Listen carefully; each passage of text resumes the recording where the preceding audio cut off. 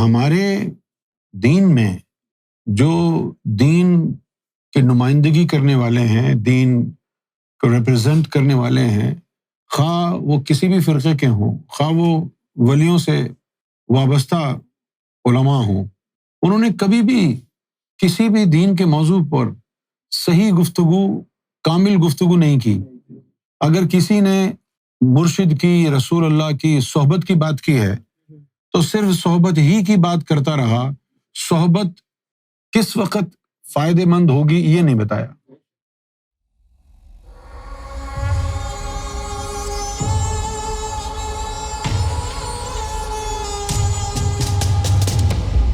میرا ایک سوال ہے، مولا علی کو شہید ان کے غلام نے کیا تھا، اور پھر میری سمجھ میں نہیں آتا کہ مولا علی کی غلامی میں رہنے کے باوجود اس نے اتنا بڑا قدم اٹھا لیا۔ کیا اس کو مولا علی سے فیض نہیں ہوا جب ان کا غلام تھا؟ اس میں سمجھ نہ آنے والی بات کون سی ہے بھائی؟ مولا علی کا غلام ہے، اس نے یہ واقعہ کیا، اور ہم سوچنے لگ جائیں کہ بھئی کیا مولا علی سے اس کو فیض نہیں ہوا تھا؟ تو ہم رسول اللہ صلی اللہ علیہ وسلم کے یاروں کو دیکھیں، حضرت عمر بن خطاب کو رسول اللہ سے فیض نہیں ہوا تھا؟ جب رسول اللہ نے کہا کہ کاغذ اور قلم لے آؤ میں تمہیں نصیحت کر دوں، تو انہوں نے تلوار رسول اللہ پہ نکال لی اور کہا کہ یہ تو ہیجان کی کیفیت میں ہے، نہ جانے کیا بول دیں، ہمیں محمد کے نصیحت کی ضرورت نہیں صلی اللہ علیہ وسلم، ہمارے لیے اللہ کا کلام ہی کافی ہے۔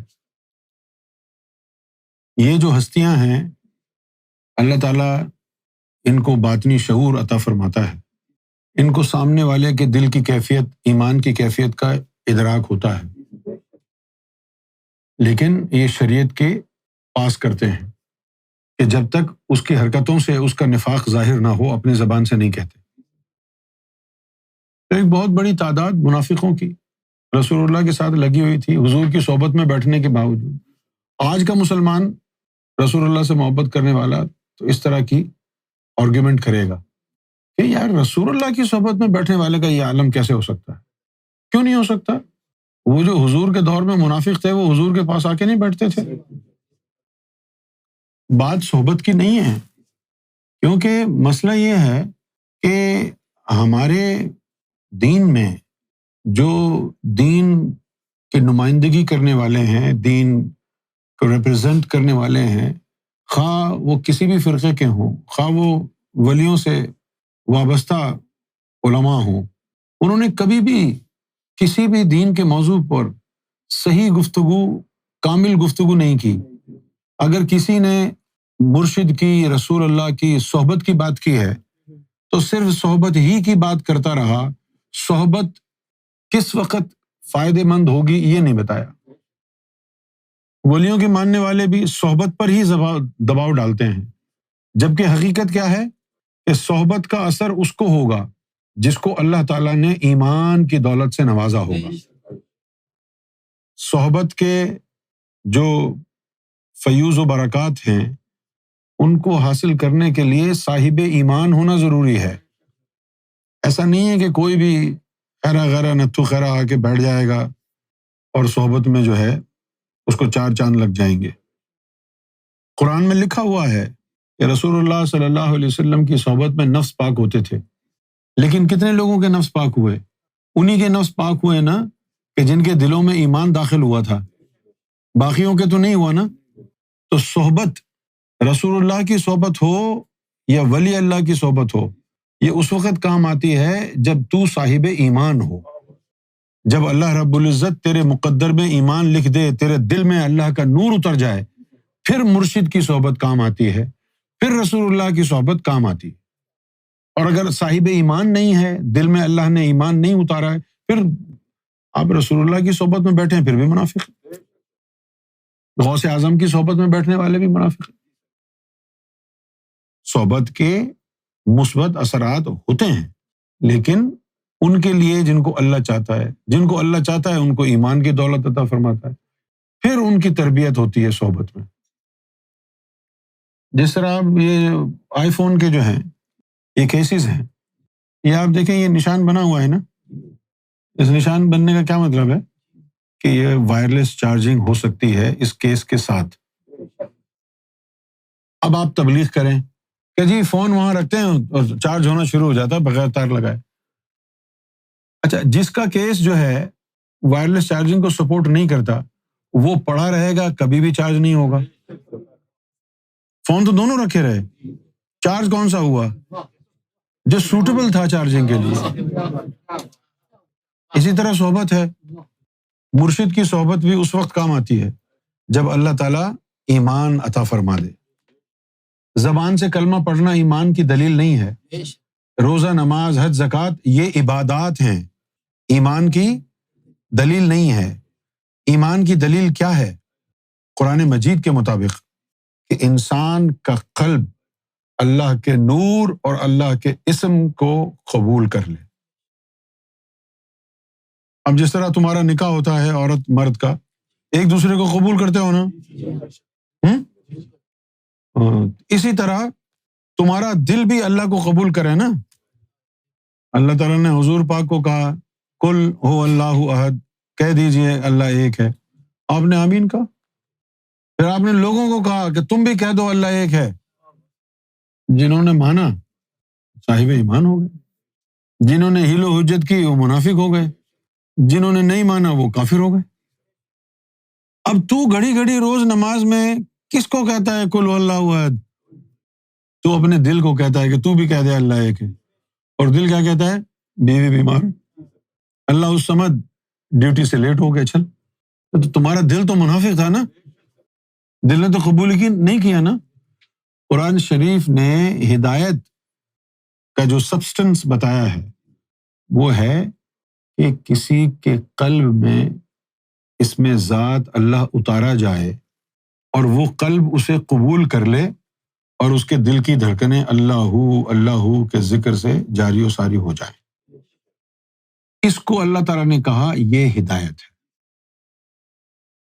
ایک جگہ قرآن میں اللہ تعالیٰ فرماتا ہے من یہدی اللہ، کہ اللہ جسے ہدایت دے فہو المہتد، وہ ہے ہدایت والا۔ کبھی ہم نے سوچا ہے کہ بھئی اللہ ہدایت دے گا؟ یہ تو خود ہی ہم پاجی بنے بیٹھے ہوئے ہیں، کوئی وہابی، کوئی دیوبندی، کوئی شیعہ، کوئی بریلوی۔ اب ہمارے اہل تشیع بھائی جو ہیں وہ بغیر قرآن و حدیث کی دلیل کے سب مومن بنے ہوئے ہیں، سب کہتے ہیں جی ہم مومن ہیں۔ جب اللہ تعالیٰ نے کہہ دیا من یہدی اللہ، کہ اللہ جس کو ہدایت دے فہو المہتد، وہ ہے ہدایت والا، تو کبھی آپ نے سوچا کہ یار مجھے اللہ نے ہدایت دی ہے یا نہیں؟ اچھا، اب مولوی نے پٹی کیا پڑھا دی ہے، تو نے داڑھی رکھی ہے، امامہ باندھا ہے، ختنہ کرائی ہے، نمازیں پڑھتا ہے، یہ ہدایت ہی تو ہے۔ یہ ہے غلط تعلیم۔ یہ نماز، روزہ، حج، زکوٰۃ یہ ہدایت نہیں، عبادت ہے۔ اب دیکھو کوئی عورت ہے، آپ اس کو کہہ دو یار میرے کپڑے دھو دو، وہ بولے گی کیوں؟ میرے پاؤں دبا دو، کیوں؟ اور اگر اس سے نکاح ہو کے تعلق قائم ہو گیا، اس کے بعد ضرورت ہی نہیں کہنے کی، وہ خود کپڑے دھوئے گی، خود پاؤں دبائے گی تیرے۔ تو پہلے تعلق قائم کرنا ضروری ہے نا، اور بغیر تعلق کے اگر وہ پاؤں دبانا شروع ہو گئی تو سارا زمانہ کہے گا اس کا کوئی غلط چکر ہے۔ تو پہلے تعلق قائم کرنا ضروری ہے اللہ سے۔ من یہدی اللہ فہو المہتد، اللہ جس کو ہدایت دے ہدایت والا وہی ہے۔ اب جاننا یہ ہے کہ اللہ کیسے ہدایت دیتا ہے۔ اللہ تعالیٰ فرماتا ہے کہ ومن یؤمن باللہ یہدی قلبہ، اللہ تعالیٰ جس کو ہدایت دے تو اس کے قلب کو ہدایت دیتا ہے۔ یہ قلب کی ہدایت کیا ہوتی ہے؟ رسول اللہ نے مولا علی کو کہا تھا غمض عینک یا علی واسمع فی قلبک لا الہ الا اللہ، اے علی اپنی آنکھیں بند کر تو تجھے تیرے دل سے کلمے کی آواز آئے گی۔ اللہ تعالیٰ نے قرآن مجید میں سورہ حجرات میں یہ راز اتارا، قالت الاعراب آمنا، کہ یہ اعرابی کہتے ہیں کہ ہم مومن ہیں۔ قل لم تؤمنوا، یا رسول اللہ ان کو کہہ دو کہ تم مومن نہیں ہو، ولکن قولوا اسلمنا، بلکہ یہ کہو کہ ہم مسلمان ہوئے ہیں۔ ولما يدخل الایمان فی قلوبکم، اور مومن تو تب بنو گے جب یہ کلمہ تمہارے قلب میں اتر جائے گا۔ یہ تو سوچتی نہیں، ہم کو تو غلط پٹری پہ چلا دیا نا۔ ہم کو تو بتایا نہیں کہ ہدایت کیا ہوتی ہے۔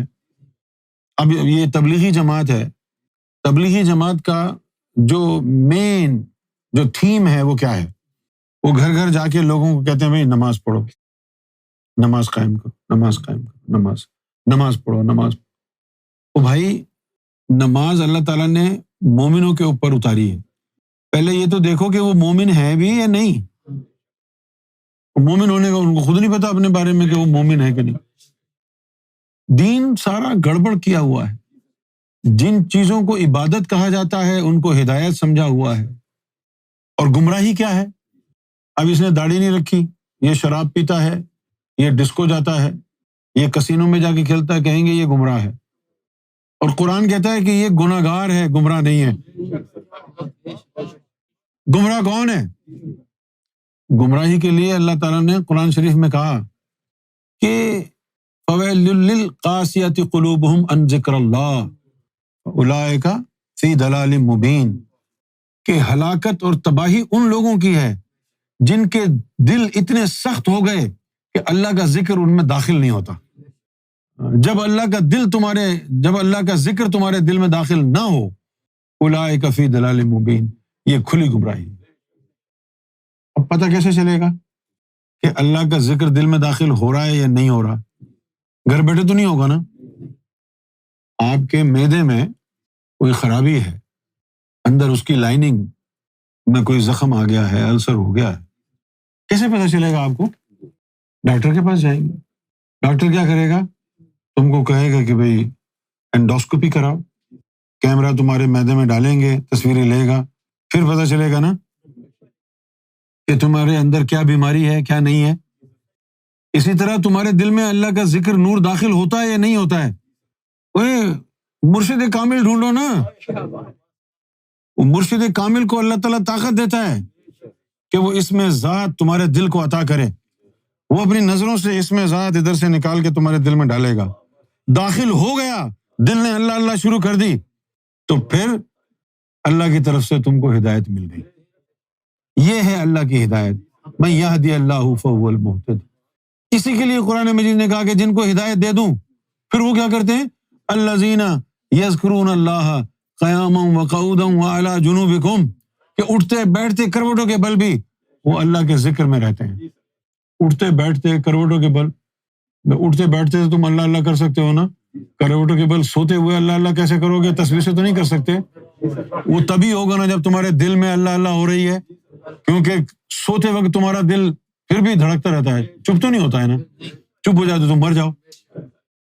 اور کروٹوں کے بل کا کیوں کہا؟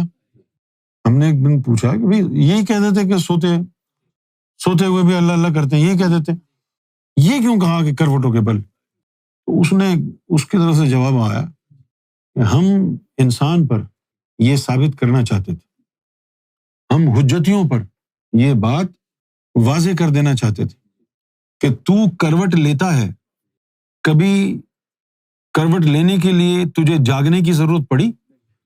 تجھے پتہ بھی نہیں چلتا کہ کتنی کروٹیں تو نے لی۔ اللہ نے تیرے جسم کو اتنا حساس بنایا ہے، اتنا انڈیپینڈنٹ بنایا ہے موومنٹ میں، کہ جب ضرورت پڑتی ہے سوتے وقت انسان کے جسم کو کروٹ لینے کی، وہ لے لیتا ہے۔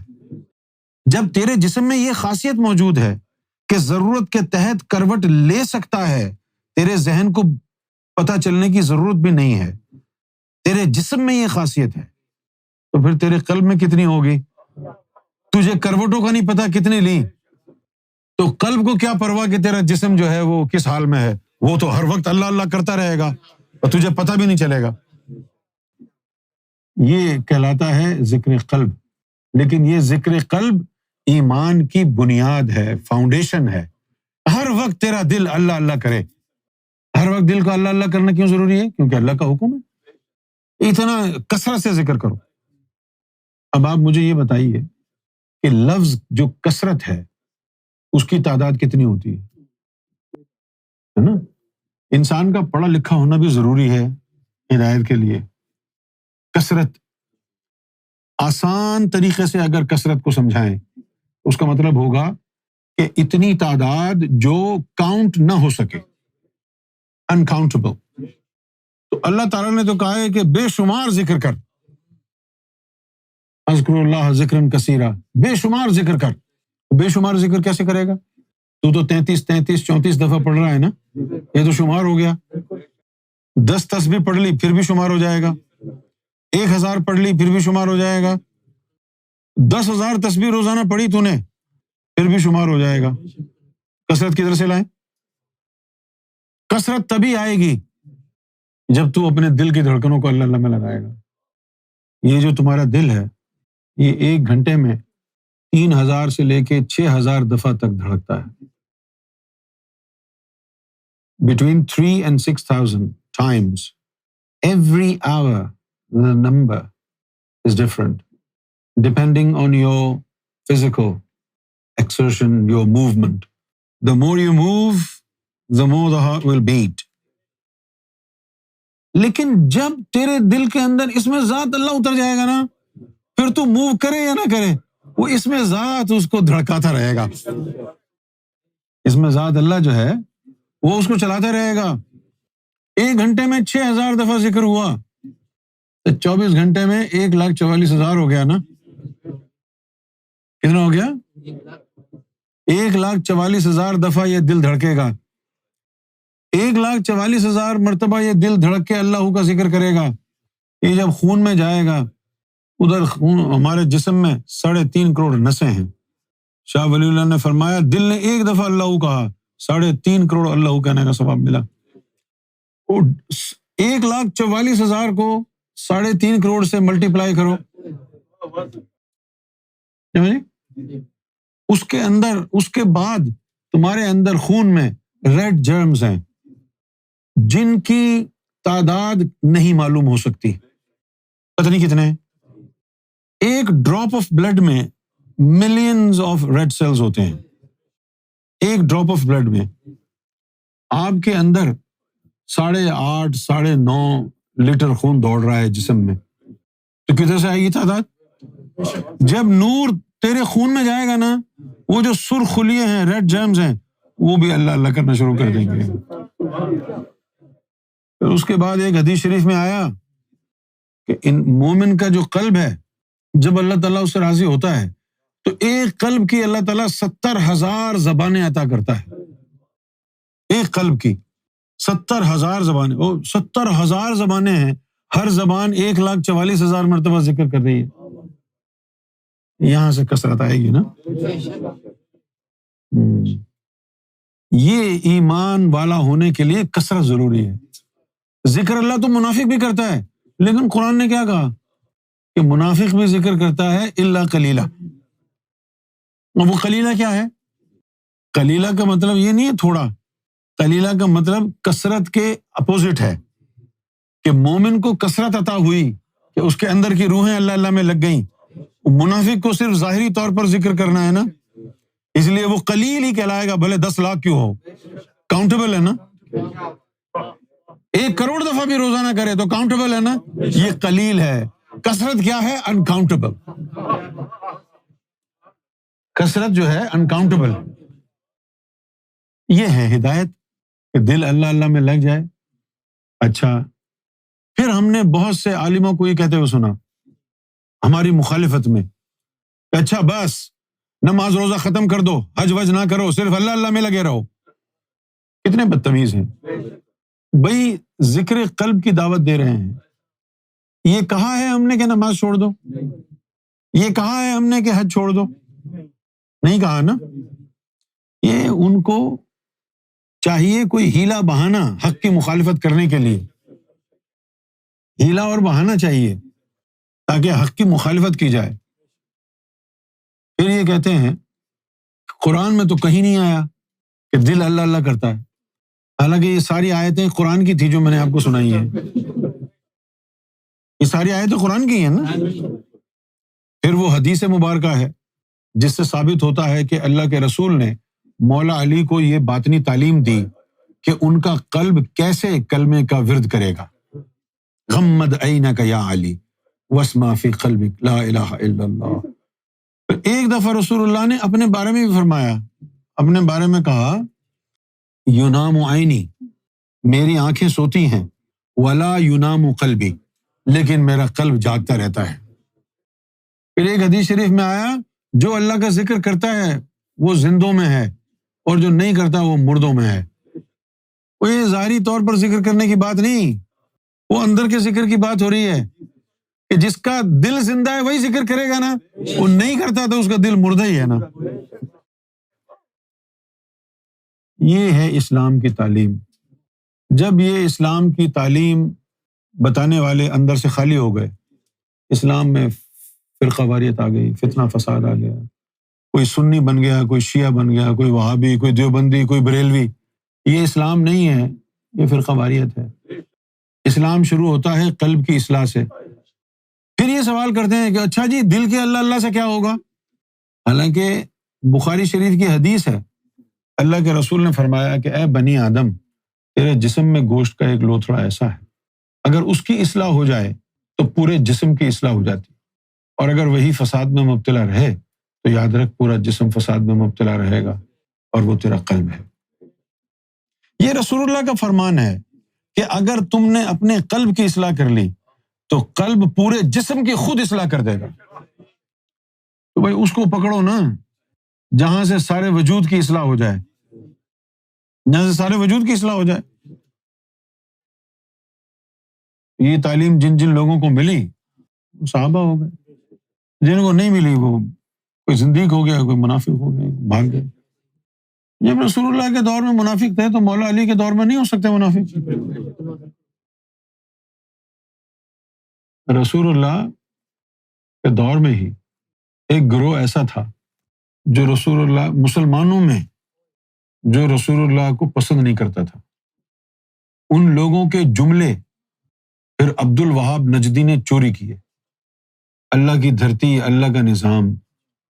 پھر ہندوستان میں دارالعلوم دیوبند کے بڑے بڑے علماء نے ان لوگوں کے وہ جملے کتابوں سے چوری کیے اور اپنا ایمان بنایا۔ دین اسلام کا بیڑا غرق جو ہوا ہے وہ ہندوستان میں ہوا ہے۔ ساری غلاظتیں ہندوستان سے نکلی ہیں مسلمانوں کی۔ تبلیغی جماعت ہو، مولانا اسماعیل کاندھیلوی ہریانہ سے ان کا تعلق تھا، ہریانہ سے۔ مرزا غلام احمد قادیانی، ہندوستان سے یہ فتنہ نکلا۔ اس کے بعد جناب یہ اور بھی بہت سے لوگ آ گئے، الہ آباد اور ایک اور جگہ تھی، انہوں نے مسلمانوں کو کہا کہ انگریزی پڑھنا کفر ہے، ایسا فتویٰ لگایا، ہندوستان کے سارے مسلمان جاہل ہو گئے۔ آج تک وہ جہالت ہندوستان کے مسلمانوں میں چل رہی ہے۔ ہندوستان میں جتنے آپ کام دیکھیں گے لڑائی جھگڑوں کے، کنکٹے جو ہوتے ہیں نا لاہور کے، ہندوستان میں ان کو بھائی لوگ بولتے ہیں، تو وہ سارے انڈر ورلڈ کے ڈان اور یہ وہ سارے مسلمانوں سے لڑائی جھگڑا کروا لو، فتنہ فساد کروا لو، سب یہ وہاں سے فسادات نکلے ہیں۔ مولانا اشرف علی تھانوی، عبد الرشید گنگوہی، یہ اتنے بڑے بڑے خبیث تھے، اتنے بڑے بڑے خبیث تھے، جنہوں نے کہا کہ ہم نے خواب میں دیکھا کہ رسول اللہ پل صراط پر چل رہے تھے اور گرنے والے تھے۔ مولانا اشرف علی تھانوی نے کہا میں نے ان کو گرنے سے بچایا۔ اتنے بڑے بڑے یہ گستاخ تھے، بدبخت تھے۔ یہ عبد الرشید گنگوہی تھا جس نے کہا کہ نماز میں اگر محمد رسول اللہ کا خیال آ جائے تو نماز فاسد ہو جاتی ہے، اور کہا کہ رسول اللہ کا خیال لانے کے بجائے معاذ اللہ ثم معاذ اللہ کسی جانور، کسی گدھے کا خیال لے آؤ تو نماز محفوظ ہو جائے گی۔ یہ خیالات کن کے تھے؟ یہ ان لوگوں کے خیالات تھے جنہوں نے مسجد زرار بنائی تھی۔ آج آپ نے چھیڑی ہے نا بات غلام کی، اور بہت سارے غلاموں کو ایکسپوز کرنے کی ضرورت ہے۔ 4 یاروں میں ایک یار ایسا بھی تھا، حضرت عمر بن خطاب، جو وہی جملے بولتے تھے جو خوارجین بولتے تھے۔ اللہ کی دھرتی، اللہ کا نظام، محمد رسول اللہ ہمارے لیے بڑے بھائی کی طرح ہیں۔ قرآن مجید کا حکم ہے کہ یا رسول اللہ صلی اللہ علیہ وسلم قل انما بشر مثلکم، کہہ دو کہ میں تمہاری طرح کا انسان ہوں، اتنی عزت کرو جیسے ایک انسان کی جاتی ہے۔ اور وہ بھول گئے جو اللہ نے جب کہا قد جاءکم من اللہ نور وکتاب مبین، کہ کیا اللہ نے اپنا نور اور کتاب نہیں بھیجی؟ کتاب تو قرآن ہے، نور کدھر ہے؟ ذات مصطفیٰ نور ہے۔ رسول اللہ صلی اللہ علیہ وسلم نے خود اپنی زبان مبارک سے فرمایا، انا من نور اللہ والمؤمنین من نوری، کہ میں اللہ کا نور ہوں اور مومنین کو اللہ نے میرے نور سے بنایا۔ رسول اللہ کے دور سے یہ فتنہ شروع ہو گیا تھا۔ مسلمانوں میں ایک ایسا گروہ پیدا ہو گیا جو یہ کہتے کہ ٹھیک ہے، قرآن آ گیا، ایک ڈاکیے کی طرح ہیں، ان کی عزت کرنے کی کیا ضرورت ہے، ہماری طرح کے انسان ہیں۔ لہٰذا انہوں نے کیا کیا کہ مسجد نبوی جا کے نماز پڑھیں گے تو حضور کے پیچھے پڑھنی پڑے گی، حضور کی تعظیم کرنی پڑے گی، اور حضور سے ان کو چڑ تھی، لہٰذا انہوں نے ایک الگ مسجد بنا لی جس کو مسجد زرار کہا قرآن مجید میں۔ انہوں نے نام نہیں رکھا تھا مسجد کا زرار۔ زر کا کیا مطلب ہوتا ہے؟ نقصان پہنچانا۔ مسجد زرار نقصان پہنچانے والی مسجد، وہ الگ مسجد بنا کے بیٹھ گئے۔ رسول اللہ کے دور میں ان کا نعرہ تھا یہ، اللہ کی دھرتی اللہ کا نظام۔ یہ نعرہ پاکستان میں ایک چکوال کا علاقہ ہے، وہاں پر ایک شیطان صفت صوفی آیا جو انہی خوارجین میں سے تھا، اس نے یہ نعرہ لگایا، اللہ کی دھرتی اللہ کا نظام، اور ٹرک اس نے سیکھ لیا، یہ جو مسل ہے یہاں پر اس کو یوں پھڑکانے کا، اور کہتا دیکھو میرا دل اللہ اللہ کر رہا، میرا دل اللہ اللہ کر رہا۔ رسول اللہ کے دور میں مسجد زرار بن گئی تھی، ابو بکر کے دور میں پروان چڑھتے رہے، عمر بن خطاب کے دور میں پروان چڑھتے رہے، اس کے بعد پھر انہوں نے سازش کی مولا علی کو پھنسانے کی، معاویہ کے ساتھ، بی بی عائشہ کے ساتھ خارجین مل گئے اور عثمان غنی کا قتل کر دیا۔ وہ خارجین تھے۔ مولا علی نے عثمان غنی کے گھر پر حسن و حسین کو پہرا دینے کے لیے کھڑا کیا ہوا تھا۔ اس کے بعد بھی بی بی عائشہ نے کہا کہ علی کے چاہنے والے ہیں جنہوں نے عثمان کو قتل کیا ہے۔ تو یہ خارجین تھے جو پھر امیر معاویہ سے جن کا الحاق ہو گیا۔ ان خارجین میں سے ہی ایک تھا وہ ملعون ابن ملجم، وہ خارجین میں سے تھا، رسول اللہ کا دشمن تھا اور فنڈڈ بائے امیر معاویہ۔ غلام نہیں تھا، غلام کے روپ میں دشمن مصطفیٰ تھا جس نے مولا علی پر وار کیا۔ اب آپ کہتے ہیں کہ مولا علی کو پتہ نہیں چلا، نماز میں تھے نا مولا علی، پتہ ہونے کے باوجود نماز توڑ دیتے۔ ان کے لیے تو قرآن مجید میں آیا ہے لا خوف علیہم ولا ہم یحزنون۔ اگر یہ آیت مولا علی پر نہیں اترتی تو کون سے ولی پر پوری اترتی ہے؟ لا خوف علیہم، ان پر تو خوف ہی نہیں تھا، کوئی مارنے والا آ رہا ہے تو مارے، وہ تو اللہ کی حضور کھڑے ہوئے ہیں۔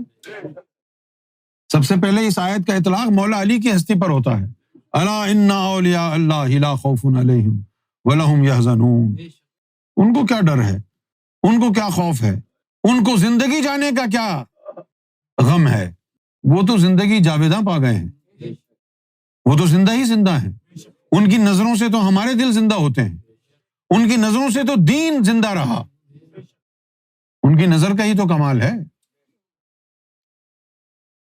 بڑی عجیب بات ہے کہ جو بھی ہستی آئی اس ہستی کے ارد گرد چند ایک ہی مخلص تھے، کثرت منافقین کی ہی تھی۔ بھلے آپ رسول اللہ کی حیات طیبہ اٹھا کے دیکھ لیں، یا آپ سرکار امام مہدی گور شاہی کی حیات طیبہ اٹھا کے دیکھ لیں، آگے پیچھے دائیں بائیں سانپ ہی سانپ۔ ایسا ہو گیا ہے جیسے کسی سے آپ نے کسی کا رومال چھین لیا، اخلاق نے کہا کہ یار رومال تو چھین گیا، میں قمیض چھین لوں، رومال بھی چھین گیا، قمیض بھی چھین گئی، جے ڈی نے کہا میں پاجامہ کھینچ لوں۔ یہی حال مسلمانوں نے اسلام کا کیا ہے۔ وہاں بھی دیوبندی کیا کرتے ہیں؟ اللہ اللہ اللہ اللہ اللہ، صرف اللہ کے گن گاتے ہیں۔ اور بریلوی یا رسول اللہ یا رسول اللہ، ہم عاشق مصطفیٰ ہیں، ہم عشاقان رسول ہیں، وہ صرف رسول اللہ کے عشق کی باتیں کرتے ہیں۔ دیوبندی وہابی صرف اللہ کے عشق کی باتیں کرتے ہیں۔ شیعوں کو اٹھا لیں، وہ صرف مولا علی کی اہل بیت کی باتیں کرتے ہیں۔ تو وہی ہو گیا نا، کسی نے رومال چھین لیا، کسی نے قمیض چھین لی، کسی نے پاجامہ چھین لیا، ابے اللہ کو بھی مانو، رسول اللہ کو بھی مانو، پنجتن پاک کو بھی مانو، سب کو ماننا ہے۔ غلط ہے کیا؟ جو حضور کے عشق کی میں باتیں کرتا رہے، اب آپ یہ کسوٹی دے رہا ہوں میں، جو حضور کے عشق کی باتیں کرے لوگ کہیں گے ارے بریلوی ہوگا، اور جو کہنے نہیں صرف اللہ سے مدد مانگو، صرف اللہ سے مدد مانگو، اللہ اللہ اللہ، وہاں بھی۔ اور جو پنجتن پاک کی بات کرے مولا علی بولے، ہو یہ تو شیعہ ہے۔ الفاظ بھی ہمارے مختلف ہیں۔ علی کا نام اگر سنی لے گا تو کبھی مولا نہیں بولے گا، حضرت علی بولے گا۔ علی کا نام کے ساتھ مولا اگر لگائے گا تو شیعہ لگائے گا، شیعہ کبھی نہیں کہے گا حضرت علی۔ ہماری تو جو ڈکشنریز ہیں وہ بھی فرقہ واریت کی نظر ہو گئی، مولا صرف شیعہ لگائے گا، باقی سنی ہے تو حضرت علی لگائے گا۔ غلام کہنے کو غلام تھا نہیں وہ۔ آپ یقین کریں، وہابی دیوبندی کو آپ سنیں گے تو وہ بس اللہ کی شان بیان کرتا رہے گا۔ کبھی نہیں دیکھا وہابی دیوبندی کوئی رسول اللہ کی شان بیان کر رہا ہو۔ اسی طرح بریلوی ہے، وہ بیچارے کبھی اللہ کی شان بیان نہیں کرتے، وہ کہتے ہیں پورا قرآن نعت شریف ہے۔ ان کا یہ کہنا ہے پورا قرآن نعت شریف۔ اسی طرح شیعہ ہیں، قرآن کی ہر آیت لگتی ہے شیعہ کو کہ یہ مولا علی کی شان میں اتری ہے۔ اب کیا کرے آدمی یار، میں تو انصاف کی بات کر رہا ہوں۔ جو حق ہے وہ کہو، جو حق ہے نا وہ کہنا چاہیے نا۔ اللہ تعالیٰ کو وہ لوگ پسند نہیں ہیں جو اللہ تعالیٰ نے لائنز بنائی ہیں ان کو تجاوز کرے۔ اللہ تعالیٰ نے جو حدود قائم کی ہیں ان کو تجاوز کرنے والے اللہ تعالیٰ کو پسند نہیں ہیں۔ اللہ نے جس کو جتنا مقام جتنا مرتبہ دیا ہے وہی بیان کرو۔ اپنی طرف سے گھٹانا بڑھانا یہ نہ تمہیں فائدہ دے گا بلکہ الٹا تمہارا دین چلا جائے گا، تباہ اور برباد ہو جائے گا۔ جب رسول اللہ نے فرمایا تھا من کنتو مولاہ فہذا علی مولاہ، تو پھر امت کو کیا چاہیے تھا کہ مولا بولتے نا حضرت علی کو، مولا علی کہہ کے مخاطب کرتے نا، لیکن سنیوں نے نہیں کیا۔ ان سے پوچھیں کہ آپ نے رسول اللہ کی حدیث پر عمل کیوں نہیں کیا؟ آئیں بائیں شائیں ادھر ادھر کی بکواس۔ جنت کے نوجوانوں کا سردار امام حسن اور حسین کو بنایا۔ کوئی رسول اللہ سے یہ پوچھ لیتا کہ یا رسول اللہ جنت میں بوڑھے بھی ہوں گے کیا؟ پوچھنا چاہیے تھا نا، کیوں نہیں پوچھا؟ رسول اللہ نے فرمایا ہی نہیں۔ فرماتے تو پوچھتے نا۔ او بھائی جنت میں کوئی بوڑھے اور جوان کا تصور ہی نہیں ہے، سب ایک جیسے ہوں گے، نئے جسم دیے جائیں گے۔ تو حدیث یہ رسول اللہ کی بات کیسے ہو سکتی ہے کہ بھائی یہ نوجوانوں کے سردار ہوں گے تو بوڑھوں کا سردار کون ہوگا؟ جب سبھی ایک جیسے ہوں گے تو یہ کدھر سے آئی؟ تو اب وہ جو شان ان کی ہے وہ بیان کرو نا یار، جو ان کی شان ہے وہ بیان کرو۔ ان کی شان یہ ہے پنجتن پاک کی کہ وہ اللہ کا نور ہے۔ جب وہ پیدا ہوئے تھے اس وقت بھی وہ نوری تھے۔ کائنات کا کوئی انسان امام حسین امام حسن کے پاؤں کی خاک کے برابر بھی نہیں ہو سکتا، کوئی ولی ان کے پاؤں کی خاک کے برابر نہیں ہو سکتا۔ اتنا بڑا مقام اور مرتبہ اللہ تعالیٰ نے ان کو عطا کیا۔ اللہ تعالیٰ نے ان کی طہارت کی، ان کی صفائی کی ظاہری باطنی قسم اٹھائی، قرآن میں آیت تطہیر نازل فرمائی ہے۔ اور ہم تو سراپا غلاظت ہی غلاظت، ہمارے اندر تو شیطانی مخلوق لطیفہ نفس ڈالا ہے جو برائی کا امر کرتا ہے۔ ہمارے لیے تو قرآن مجید کہتا ہے قد افلح من زکا وقد خاب من دساہا، کامیاب اس راستے میں وہ ہوگا جس نے اپنے آپ کو پاک کر لیا۔ ہم نے پاک کرنا ہے، اور وہ پیدائشی پاک ہیں، وہ پیدائشی نور ہیں، اللہ کا نور ہے۔